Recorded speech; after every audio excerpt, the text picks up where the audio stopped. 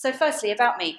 This is kind of my cut-down CV. This, in theory, is what qualifies me to talk about managing my career, because I've had a lot of them. Basically, I started off as an undergraduate working for Ford Motor Company. I kind of came through the sort of web development, almost all of that's Java, but I came through the sort of web development view back towards sort of server-side stuff, then ended up working on the disruptor at LMAX for financial exchange, and ended up doing MongoDB. So I've worked on a lot of different domains, a lot of different companies, and I've kind of half purposefully steered my career through that stuff to get this range of domain experience. But really, what I'm interested in is about you, because otherwise I'm just going to tell you all about me, and I want it to be more applicable to you guys. So is anyone here just starting out on their technical career? Graduates or switching into technical career? Okay. Is that like less than 2 years experience-ish? Okay. 2 years plus? 2 to 5 years-ish? Okay, 5 to 10 years. It's a chunk of you. More than 10 years. Well, that's a big chunk of you. More than 20 years. Yay! I'm going to ask you guys to share some of your experiences because I haven't got there yet. Not yet. So that's quite a varied range of people with a varied range of experiences. So there's going to be some stuff which is applicable for some of you, some which is applicable for all of you.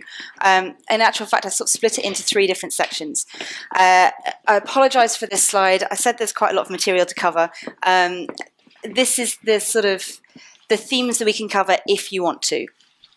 We've got the investing bit is really around, it's applicable for all of you, regardless of whether you're starting out, whether you're trying to continue your career, whether you want to stay where you are and do something more useful in your current job, or whether you want to switch. So there's a bunch of stuff around the investing side. So some of this stuff was covered in this morning's keynote, or at least touched upon. So I'm hoping to go over probably a fair chunk of that because it's probably applicable to most of you. There's a whole bit on things to do if you want to stay where you are right now, and including things like getting promoted. And then there's obviously a whole load of stuff around how to get a new job and how to move on and how to find the new job. So I guess what I need to know is which subjects are you most interested in? Who's really interested in finding out about the investing side of stuff, the more general stuff? Some of you. Okay, who wants to know about how to do best where they are, including getting promoted and salary and stuff? Okay, as soon as I said salary, everyone, yeah, me. And moving on, finding the new job, careers of CVs and stuff like that. Okay, hopefully your companies aren't watching this video right now. This is all in complete confidentiality. So sadly, that means we're sort of split 3 different ways, so now I have to cover all of the material. Great, okay. I'm just going to have to do it really quickly. You know, as developers, we tend to think about the skills maybe that we're going to learn, but not necessarily about how to manage our career. And that's some of what I wanted to talk about, how I thought about managing my career and maybe why we should think a bit about managing our career. But I guess I'm going to touch on that throughout the thing, hopefully. Maybe we'll come back to it. So this is the kind of more general stuff which is hopefully applicable to all of you. And so I want to touch on this bit a little bit, actually, which is the question that you just raised, which is why are we investing in our careers? Like, what is the point? And the point is that only you are going to be able to manage your own career. You can find mentors and you can find role models and you can find team members who will help you out. But ultimately, it's down to you to manage your career. It's down to you to figure out where you're going to go next. And it's not really down to your company to go, oh, we really like you, we should promote you. It's really up to you to go, I'm really awesome. This is really important. This whole thing this morning about marketing yourself and telling people why you're good at what you do. So this really is down to you to manage this stuff. And something that I resisted for probably most of my 20s is this idea of investing my own time in my career, because I thought, I can't be bothered. It's just a lot of time. I spend 40 hours a week programming. I don't want to do pet projects. I don't want to do open source. I don't want to do more work stuff at the weekends and evenings so that I can do more work stuff. I want to go running, and I want to spend time with my family, and I I don't know, I want to do anything which isn't being sat in front of the computer.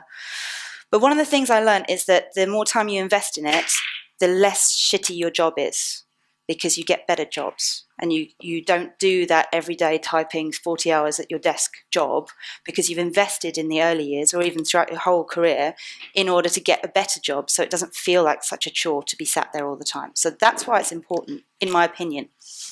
The first thing you need to find out is what you want.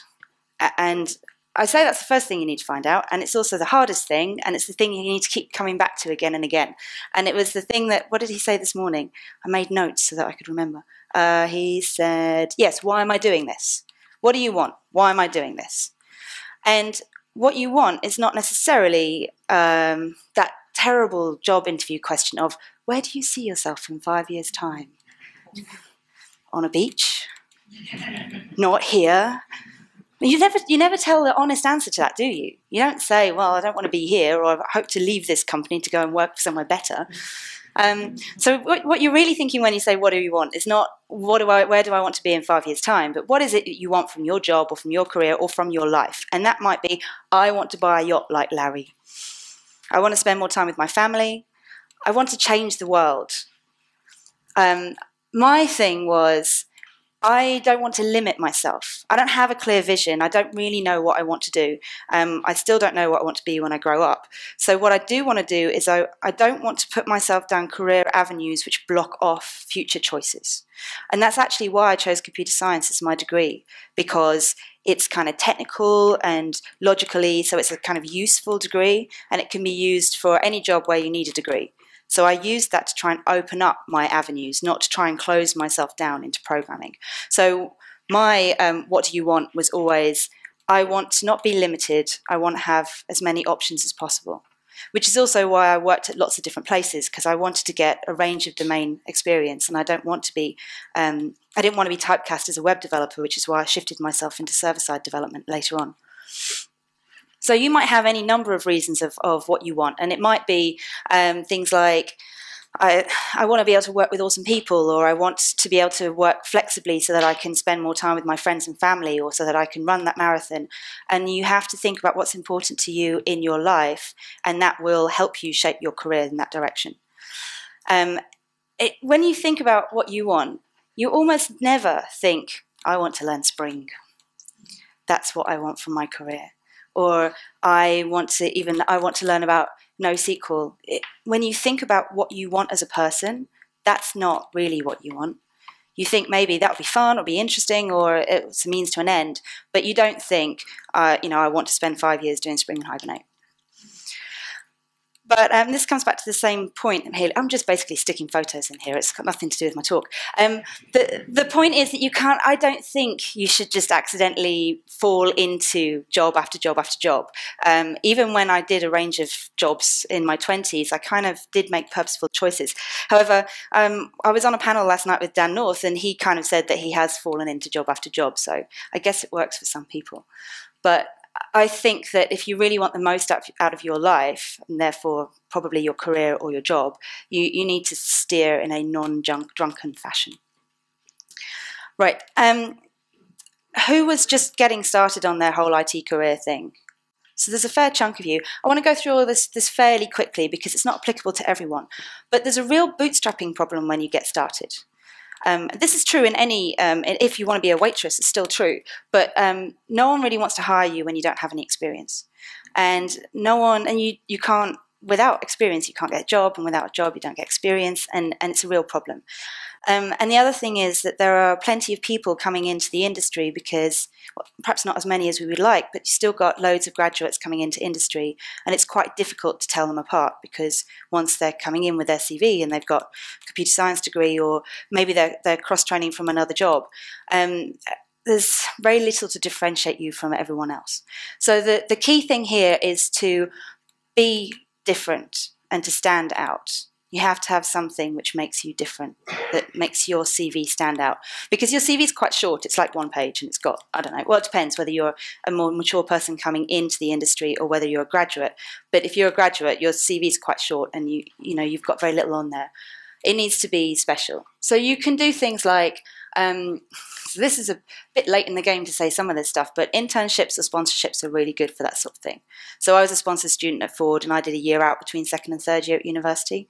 So when I came out as a graduate, I was still just a graduate, but I had 15 months work experience, which did make a big difference.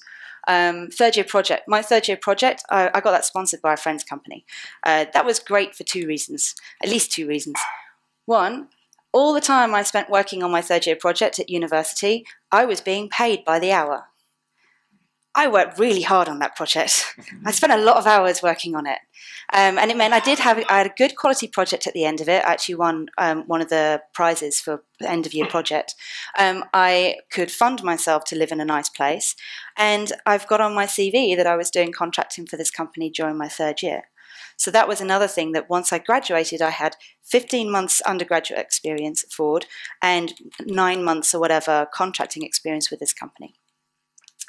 There's always pet projects and open source. I almost deleted the word projects after this morning's talk where we said no more projects. But if your code is on GitHub somewhere, and I've done recruiting for graduates at my last job, and we used to make them do these kind of ridiculous coding exercises. Everyone's gone through it at some point.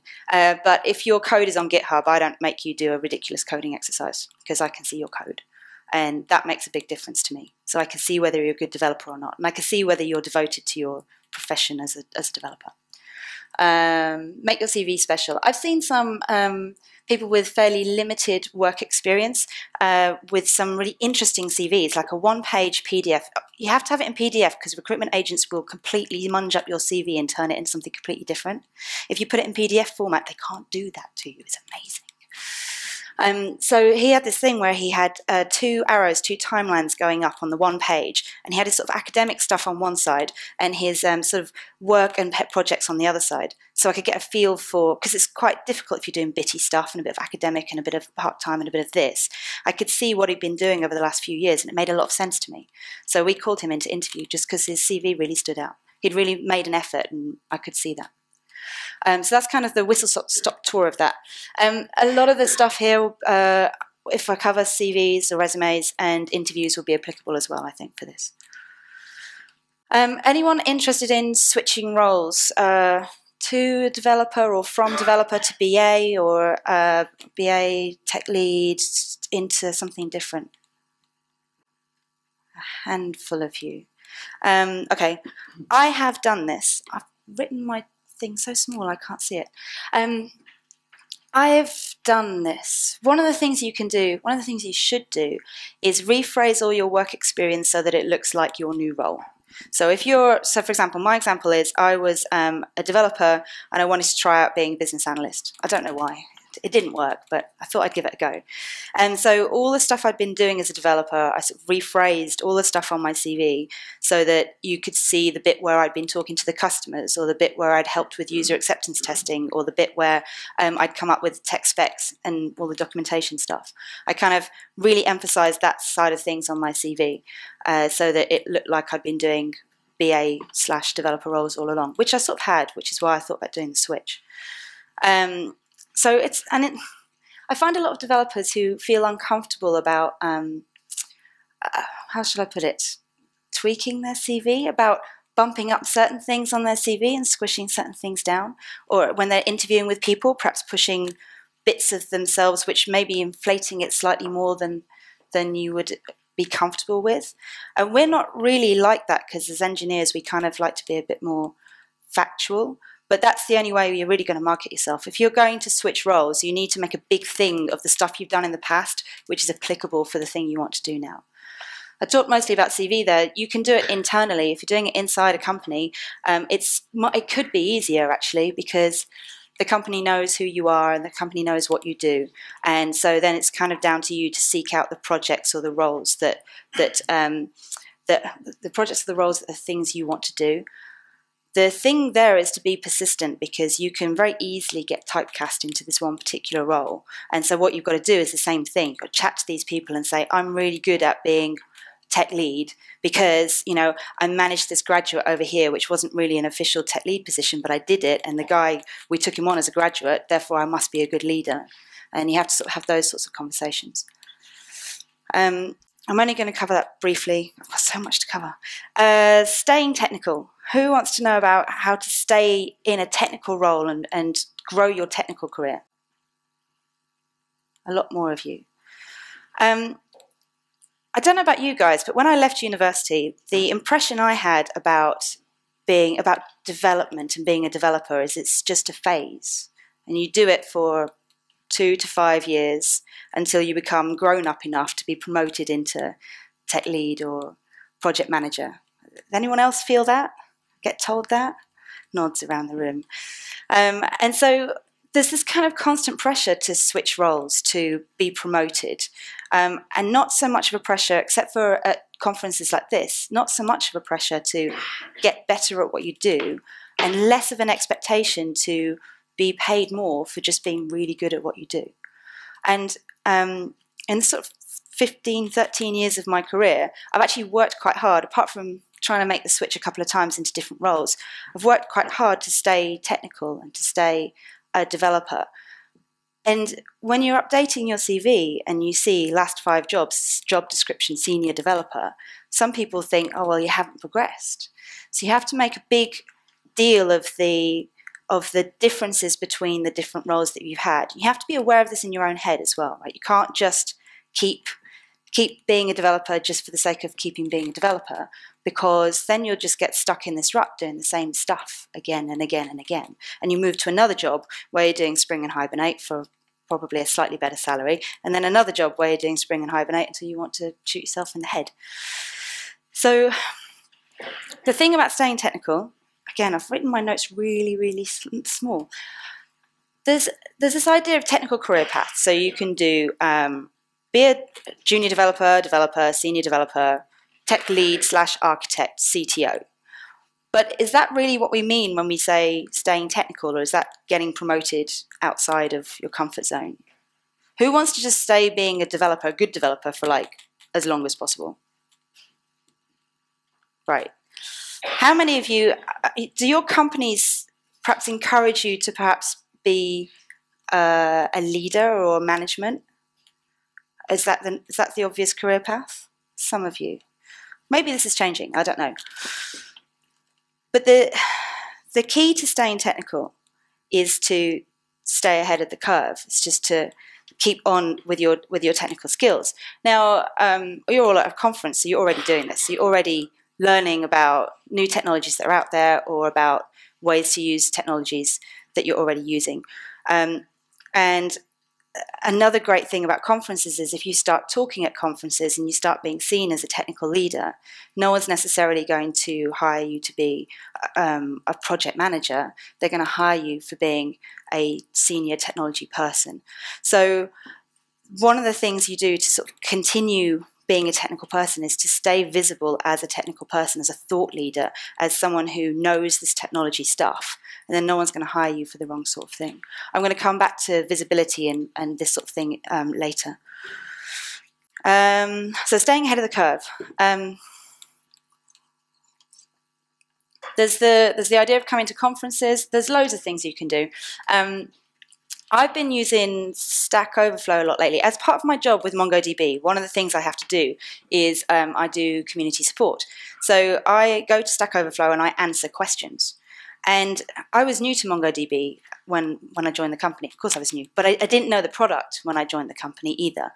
And going on Stack Overflow, seeking out questions about MongoDB and being forced to answer them was extremely good for really ramping up my knowledge of MongoDB. Because first you look at the question and you're like, oh, I don't know the answer to that. And then you do some research and then you write some tests and then you work with it. And as you do that, your knowledge of the product increases. Also, if you answer a question and then someone else gives a better answer to that question, you're like, oh, right, I didn't know that. So this is a really good gamification way of keeping your knowledge current. You don't have to go to Stack Overflow and read all the answers to the questions. That sounds incredibly boring. But if you participate, it's quite a good way of ramping up your technical knowledge in whichever one is your chosen subject. I used to use Google Reader a lot. I was very disappointed when they shut it down.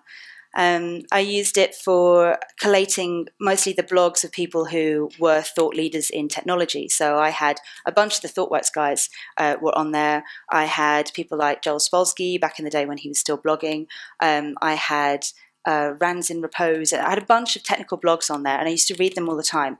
And those are the people who inspired me to start my own technical blog, and who inspired me to realize that I could continue to be a technical person and learn new technologies as they came out.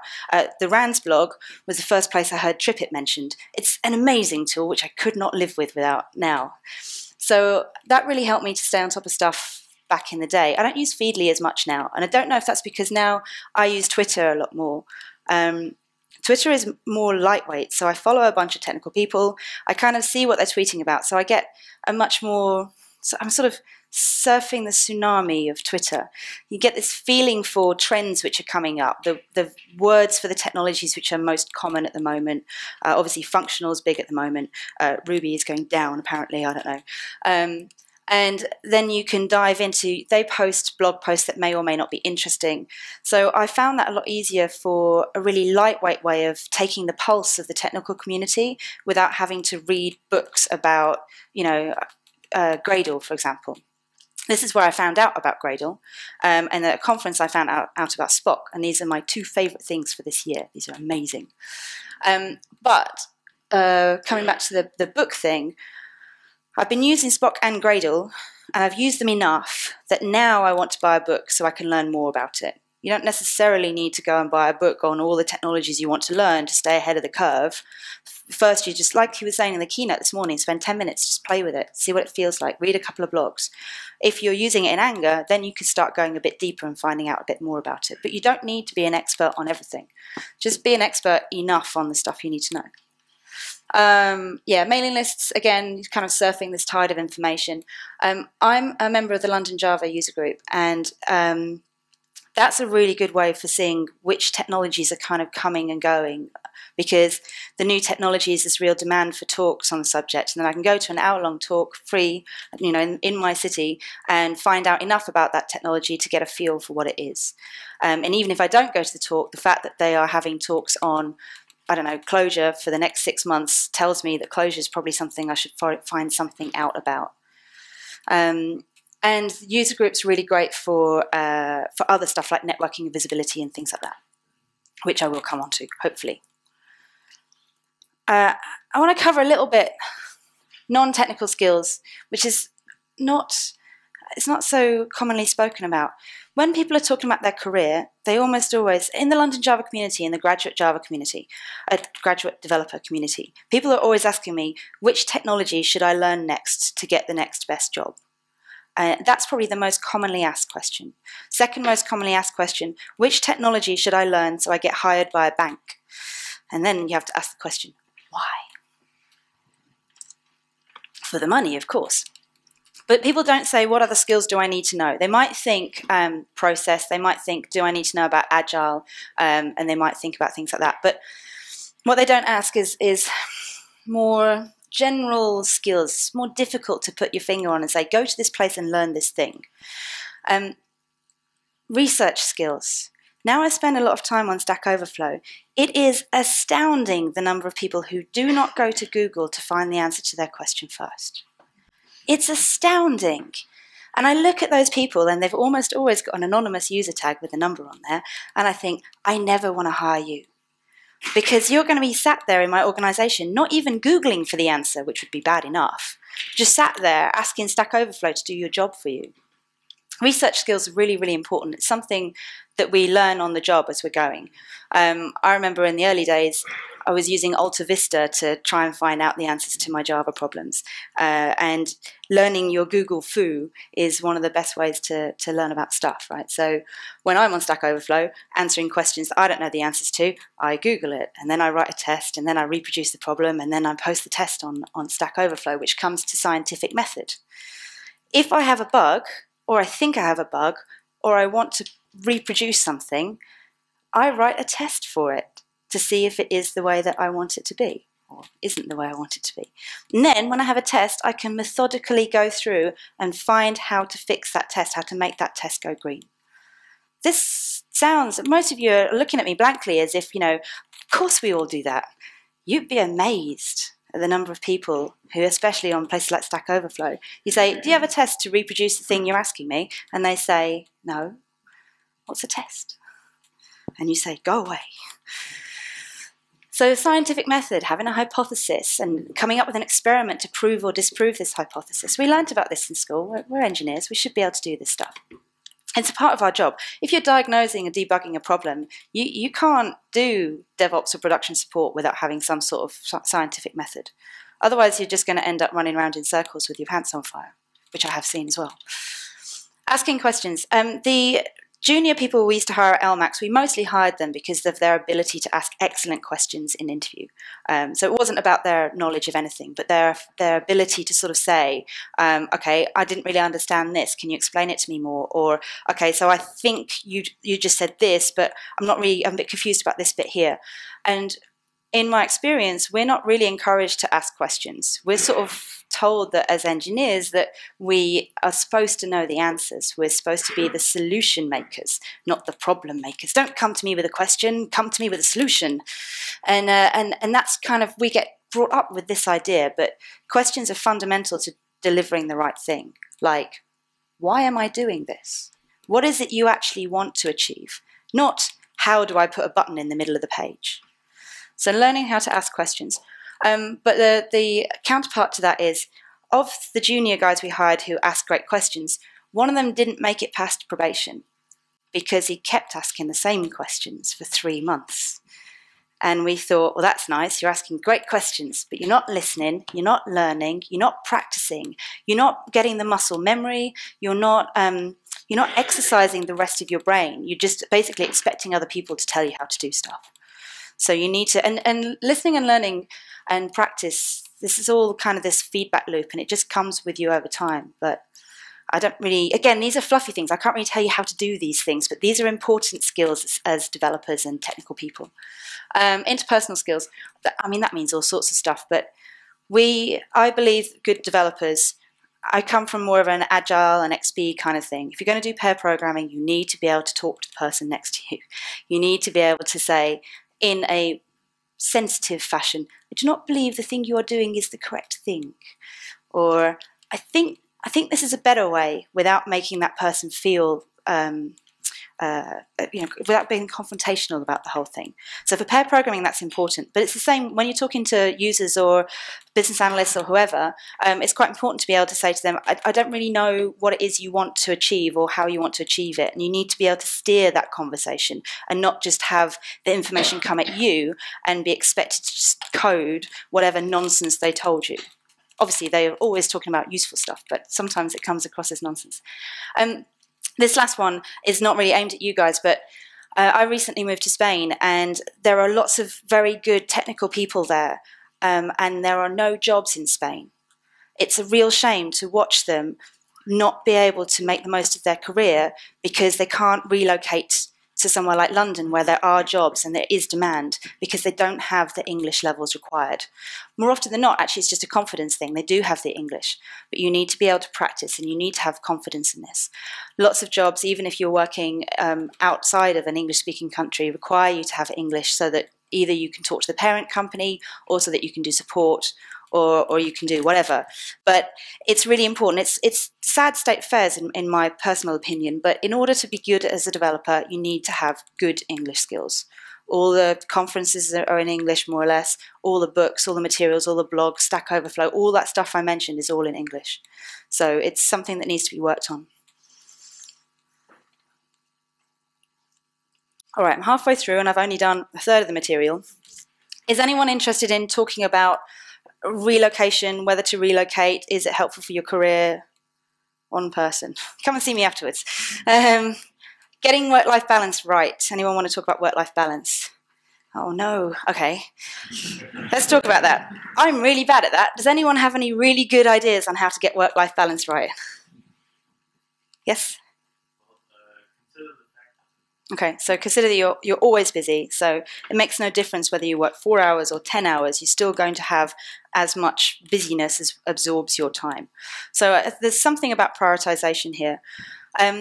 during my 20s, I kind of prioritized, well, I was going to say I prioritized my career. I think that's really true. In my early 20s, I thought my career was like a 9 to 5 and I didn't have to invest in it. And so then I had lots of life with my work-life balance, I guess. In my late 20s, I thought this is ridiculous because I have stupid jobs and I must invest in my career to get good jobs. And 10 years later, I'm starting to perhaps notice that I should be doing things other than Stack Overflow and work and user group stuff and talking at conferences. And then crowbarring some life into my work-life balance is a bit tricky, but it requires discipline and it requires prioritization, and it requires, for me, it requires strict calendar maintenance. So weekends are special for, I don't know, seeing my family, or, you know, and evenings, don't put more than 2 evening events on a week or whatever. So for me, I find this sort of strict management of my time very useful and being disciplined. But I don't have kids or anything like that, so I can't really talk about that side of the work-life balance. But I am, this has been recorded, so I don't know how honest to be. I would like, at some point in my long life, to perhaps have a family that I will care for. And I do not expect to be working 80-hour weeks when I have kids, if I have kids. And so one of the things I've been trying to do with my career is get to a position where I can call the shots a lot more with the work-life balance thing, hopefully. I don't want to say much more, it's being videoed. Being different. I want to make a quick comment. I mentioned this a little bit on standing out in as a new developer. Being different is a major advantage. I've heard it said in various forums that, well, obviously there's this thing called imposter syndrome, where if you're a little bit different, you feel quite challenged and that you don't belong. As developers, we kind of grew up feeling a little bit different and as if we didn't belong, right? We all feel a little bit like that. So this is not a bad state to be in. And being different for whatever reason, standing out for whatever reason, is a great thing when you're trying to get a new job specifically. If I see, I used to do CV screening, and we'll come on to that. If I see like 20 CVs in I don't know, I used to do it in about 10 minutes, then I need something which is going to look different. So if you've run a marathon, if you climbed Everest, if you wrote a book, if you, I don't know, all these things which make us individuals, all these things which make us us, those are things to really pump up and to be proud of, and not something to worry about that we're outsiders. I think that's all I'm really going to say on that. All right, 34 minutes in. Great. Who wants to talk about staying where they are and doing a good job of where they are? Oh, loads of you. And who wants to talk about moving on and getting a new job? Loads of you. All right, I'm going to try and do this super, super fast, and I don't really speak slowly to begin with. All right, visibility, part 1. There's something that I got told when I worked at Ford quite early on by a number of different people, that if I wanted to get on inside Ford, I needed to shout about my abilities. I needed to shout about who I was, and I needed to play the game and be political. I really hated this. I thought that as a developer, we should let the code speak for itself. And we should just be, it's enough for us to be good developers. That should say enough about us being good at our jobs. Sadly, this is just not true.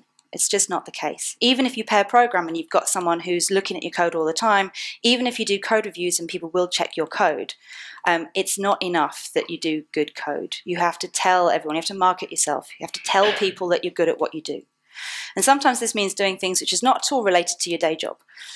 And the reason is, if someone's going to perhaps you're in a largish organization, or maybe even works inside smaller organizations, if it comes time to do your annual review and you're sort of saying, please sir, please promote me, or please madam, please promote me, if they don't know your name and if they don't know who you are, you're not going to get it no matter how good your code is. So when people are discussing you around that table, and they're discussing, it's an annual review, they discuss everyone in the whole company around that table, they need to have something that sticks in their mind that is you, which is why I say being different is quite useful. So Um, Inside your current company, big or small, there's always sort of in-house extracurricular activities that you can be involved with to give you that visibility. So for small companies, when I was at LMAX, I helped start the brown bags on Monday lunchtimes, and I presented it as brown bags a few times, which was a good way to get into conference speaking because it's a nice, safe environment with a small number of your peers, and all you have to do, it's really lightweight. All you have to do is just say, I worked on this cool thing this week, and this is what it looks like. Or I discovered this new technology, let me demo it a little bit, and then we can have a discussion about whether we should use it or not, pros and cons.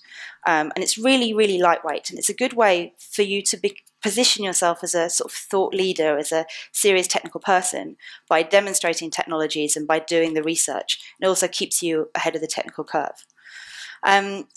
The pub. I nearly put this first, but I thought that probably wasn't the politically correct thing to do. At most of the companies I've worked at, especially consultancies. Anyone work for a consultancy? A few of you. So you know consultancies are sort of different because when you're doing your day job, you're not actually working with your company, or you're not working with all of your company. So you have to work even harder at getting visibility inside your company because you're doing a great job for the client, and they're very happy with you, and they might even pay you loads of money to stay there. But if you want to get on inside your company, especially if it's a consultancy, but it applies to most organizations, you need to, again, you need this visibility, and you need to network with the people inside your company. I found this most useful in the pub. I'm English, so maybe that's the way it works. But just going to the pub, usually Fridays after work, and you don't have to go out and get absolutely trolleyed and spill your deepest, darkest secrets to these people. I advise you don't do that. I've done that too. You can go for one drink, get to chat to people, try and talk to as many people as possible, try and do the networking thing. And it sounds like a chore if you're not really used to doing that sort of thing, but A, it gets you good at talking to people you don't really know that well. And B, it's not really a chore to talk to people who work for your company. If your company's quite cool, there'll be loads of cool people there. Or even if it's not that cool, there'll still be interesting people there. You get to talk about technologies and you get to talk about what they're doing. The important thing here is not only do you get visibility for, you know, this is me and I'm awesome and I'm chatty and this is what I'm working on, but especially in a consultancy, but also in other organizations, you find out what the other people are working on, and they might be working on a really cool project and you might want to go and work on that project. And then you know someone on that project, and then you can find out who else is on that project and how to get yourself onto that project. It's really useful for managing your career, this informal networking thing. So then we come back to high visibility projects. So if you get yourself on a project, and I did this at Ford, so this wasn't just a consultancy thing. I worked on a project at Ford which was replacing the dealer ordering systems for the guys from Land Rover, because Ford had just acquired Land Rover. It was very important that Ford got the Land Rover guys onto a new ordering system because they had to pay the licensing costs for the Land Rover projects. This was pretty much the only project they had any money for back in 2002. And so I was on this big project. It got a lot of management attention, and it meant that my manager's manager, who normally wouldn't have known who on earth I was, knew who I was and knew what I did. And when I came to leave Ford, he actually was working quite hard to retain me at Ford because I'd been on this big project. That was kind of accidental, but it was also, well, accidentally on purpose. I wanted to be on this project. It was the most interesting thing going. Getting what you want. This is just a quick story, really. Inside your current company, this is related to the getting onto the project that you want. I wanted to move to New York. I really wanted to move to New York. I don't know why, it's just one of those things. And my company, GOTOcon, they bought another company called MA Partners who had an office in New York. And when I found that out, I would not stop until I found out who was responsible for helping me potentially move out to New York. And so I told everyone I knew in the pub. I told my line manager, I told my project manager, I told my friends that this is what I wanted to do. And then we were at the Christmas party and I'm still going on about bloody New York. And so someone says, okay, look, I actually know someone who is going to be tasked with increasing the technical presence over in New York because they're a business consultancy. So this person walked me over to this guy, Mark, and said, this is Trisha, she wants to go to New York. And he was, you know, we we had a long conversation, all worked out pretty well, and he was like, yeah, definitely, you'll definitely be coming to New York, sounds awesome. And it was one of those things. So I followed up on it the next day, said, is this really what we're going to do? And I basically emailed him to death until he sent me to New York. And it took nearly a year. It took me from the Christmas party in December to the next November before I made it out to New York.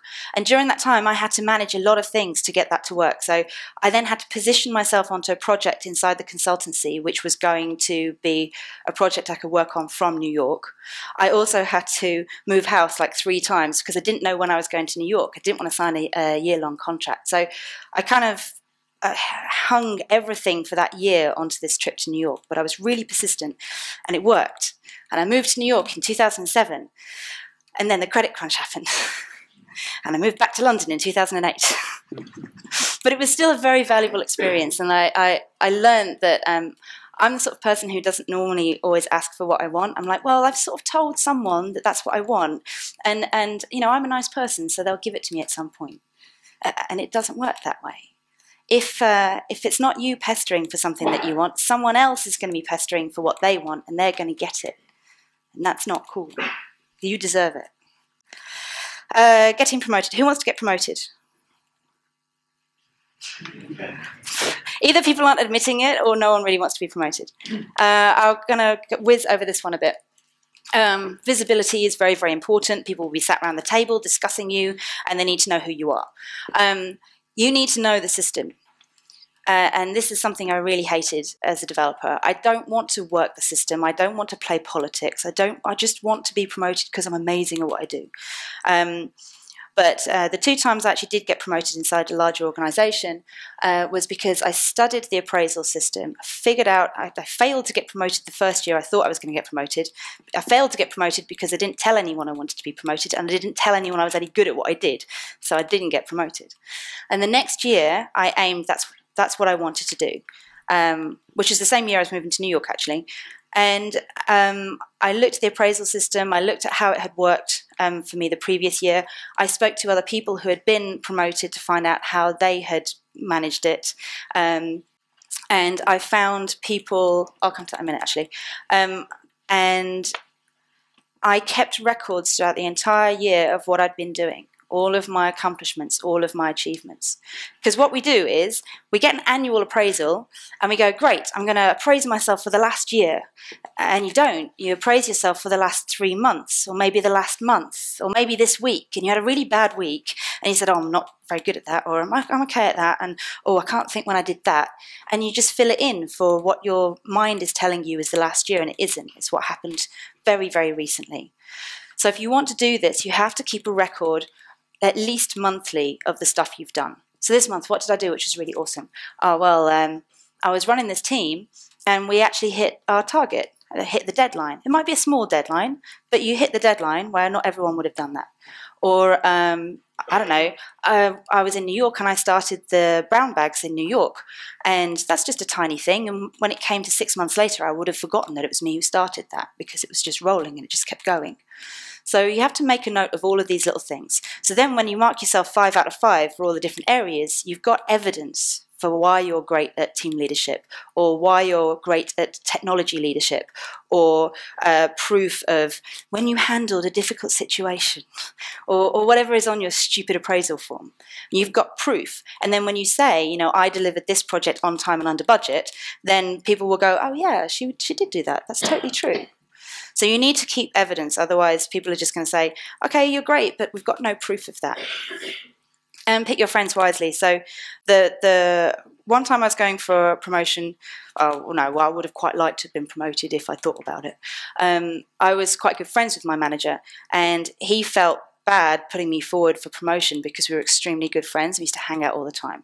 So he sort of felt a moral quandary for putting me forward because he thought that maybe it might look like he was favoriting his friend. Next time around, didn't make friends with my manager, and basically picked a champion inside the inner circle of people who do discuss promotions.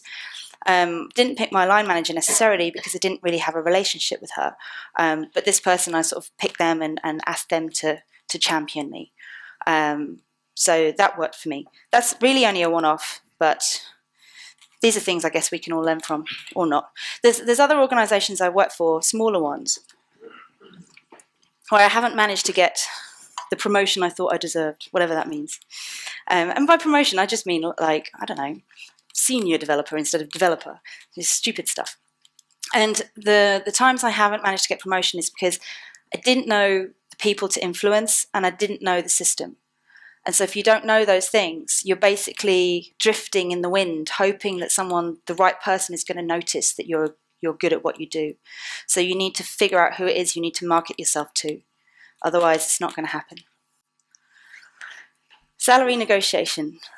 I've got a quarter of an hour left, and we haven't done CVs, and I've got like a whole talk's worth of stuff on CVs. I assume people want to talk about salary negotiation.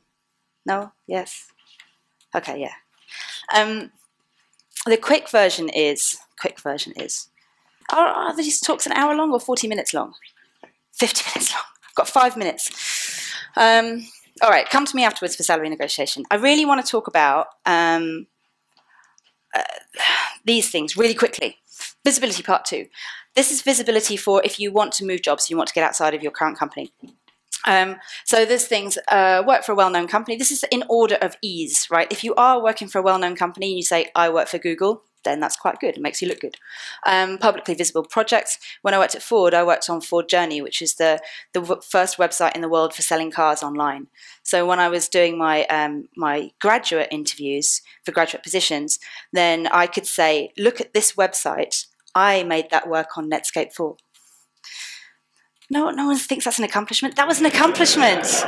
Okay, so I could point people to something I physically did.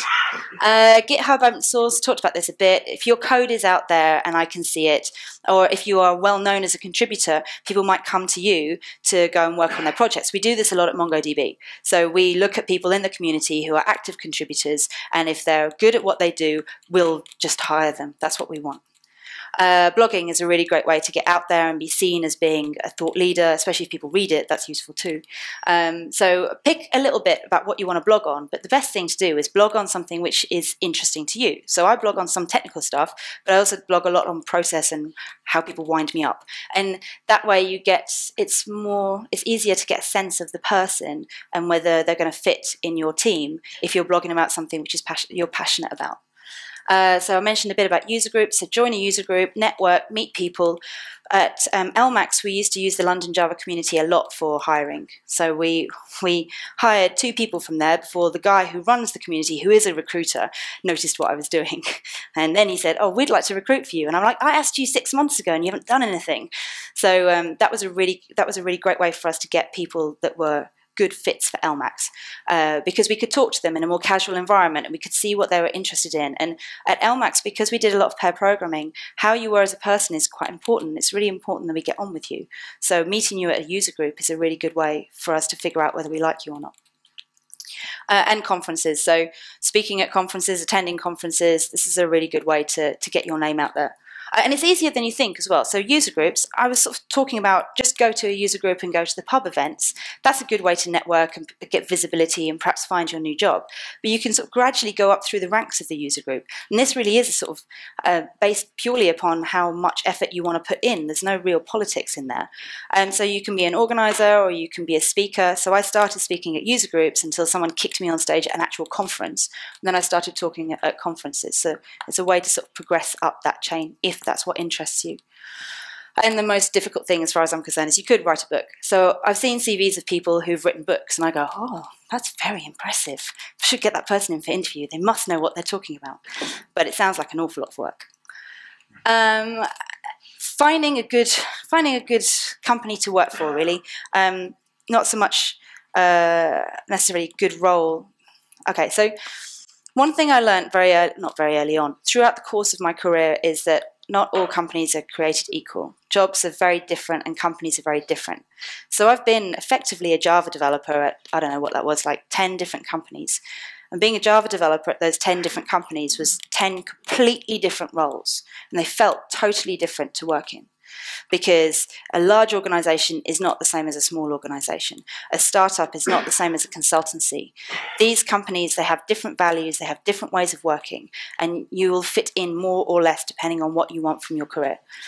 So a good way to figure out whether you want to join any of those companies is to, well, obviously you can look at job websites and recruitment agents, which I've always got my jobs through recruitment agents, which is just seems ridiculous, but that's the way it works. Find out who your friends are working for, go to user groups, find out who those guys are working for, whether they like their job or not. It's a really great way to figure out whether you want to work for them. At conferences, the people who speak and the sponsors are great places to potentially go and work, and stalk your heroes like speakers and find out, where they're working. And I haven't even done CVs and time is up. This is ridiculous. I should do. Can I just do this really quickly? Can I do this really quickly? Yes. Okay. Most important thing for the CV to remember is the person who reads your CV will take less than 30 seconds to read your CV. It's not fair. It's really unkind, but that's the way it is. It's someone like me. I did this at LMAX. It's someone like me who has less than 10 minutes to read 20 CVs and is doing it in the middle of doing coding. And so they don't have time to parse your CV. So make sure your CV stands out. Make sure all of the right information is on the front page. And do not put on the front page all the technologies that you've learnt, because I really don't care. I expect you to be able to learn technologies. But what I want to know is, who are you and will you fit in with my team? Will you be good for this company? So make sure the CV tells the story of who you are, not what you learnt. It's not the same thing. Some more specific things there, and I actually wrote a blog post about this, so you can always go and look at the blog post. Right, my time is up. I don't even have time for questions, right? We can take a few questions, but some people... Any questions? Yes. Oh, yeah. Have a number in your mind. Salary negotiation. I'm going to try and do it in a more general way for both people who are staying. It's slightly different, but people who are staying and people who are trying to get a new job. When you're trying to get a new job, have a number in your mind. Try and get them to go first, because if you're undervaluing yourself and you sell yourself short, they'll quite happily pay that salary. In fact, they might even pay slightly less than that salary to make it look like they weren't quite happy to undervalue you. If you can get them to go first and then you can go higher, the first number mentioned is the pinning point for the negotiation. So if you go first, everything's going to go around your number. If they go first, you could put your number wherever you want so that it ends up here. So ideally, get them to go first. It's very, very difficult, but you need to get them to go first.